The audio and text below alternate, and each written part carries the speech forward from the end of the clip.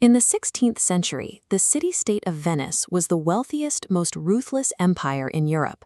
Yet its brilliant, highly educated elite willingly handed over vast fortunes to a man performing cheap parlor tricks. Why do incredibly intelligent people surrender their lives to obvious frauds? It happens because of a universal flaw in human psychology, a breaking point where we simply cannot accept the facts in front of us.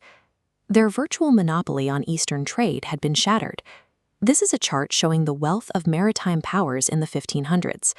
While Atlantic nations like Spain and Portugal shoot upward thanks to new oceanic trade routes, the once dominant Venetian Empire flatlines. Then came the final, devastating blow. In 1570, the Turks captured the prized island of Cyprus. The resulting financial collapse is visible right here. Banks folded, noble families went broke, and a deep depression settled over the city. The Venetians faced a grim reality. Regaining their former glory would require grueling, painful, multi-generational hard work. But truth is often ugly and slow. When a society falls into steep decline, it creates a psychological vacuum. The public develops a desperate demand for a sudden, magical miracle rather than practical, difficult solutions. Enter a mysterious man known as Il Bragadino. He arrived in this depressed city flanked by two enormous black mastiffs, wearing opulent clothing and constantly clinking gold coins in his hands. He didn't offer the Senate a complex economic recovery plan. He offered a perfectly tailored fantasy. Rumors swirled that he possessed a secret alchemical substance capable of multiplying gold. This is a matrix mapping four oppressive human realities to their matching fantasies. A fantasy only works if it promises a direct, sudden reversal of the exact weight crushing the masses. Poverty craves sudden wealth. Boredom demands exotic adventure. In the early 1700s, an impostor named George Salmanazar exploited a rigid London society by inventing an entire exotic culture from the island of Formosa, satisfying the English craving for the strange.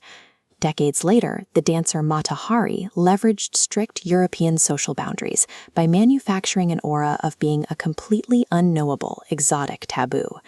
And the forger Han von Meegeren exploited the human desire to reverse the permanence of death by seemingly resurrecting the lost masterworks of the painter Vermeer.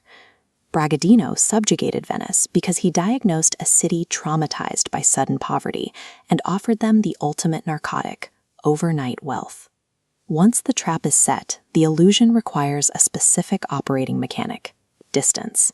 Instead of eagerly pitching his alchemy to the Venetians, Bragadino made the elite wait. He remained aloof, capricious, and entirely unapproachable. A fantasy must always remain slightly ungraspable. If it becomes too familiar, it loses its allure. The target must see it in the distance, but never quite reach it. Eventually, the Venetian Senate was granted a demonstration. But by this point, they were so blinded by their own desire that they completely failed to scrutinize his actions. This schematic reveals the incredibly simple physical truth of the demonstration.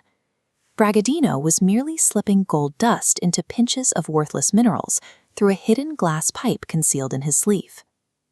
Once the aura of a fantasy is successfully established, the audience's desperate desire to believe actively overrides their own intellect. They will eagerly ignore the simplest deceptions if it means keeping the dream alive. To avoid providing real results, Bragadino employed a brilliant stall tactic. He convinced the Senate that his mysterious substance needed to be locked in a casket for 7 full years in order to multiply its yield 30 times over. But playing to people's fantasies contains a deadly trap. The illusion always faces a fatal collision when the public finally runs out of patience and demands a tangible return on their emotional and financial investment. Facing angry demands for proof, Bragadino fled to Munich to repeat the scam. However, he misjudged his new hosts.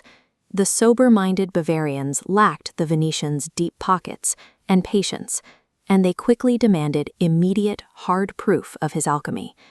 Forced to step into the harsh light of reality, Bragadino could not produce real gold. In 1592, the Bavarians executed him. This is the core warning for anyone wielding this kind of influence. The very moment a fantasy is forced to produce tangible results, the illusion collapses, often destroying the creator in the process. Fast forward to the present. Modern life remains filled with slow, painful, and boring realities that people are absolutely desperate to escape. Because of this, our world is still populated by political, commercial, and social charlatans who gain immense followings simply by promising the moon, a sudden transformation without the sacrifice. To hold power, you must become an oasis in the desert by playing to people's fantasies. Just remember, you must never let them get close enough to demand the truth.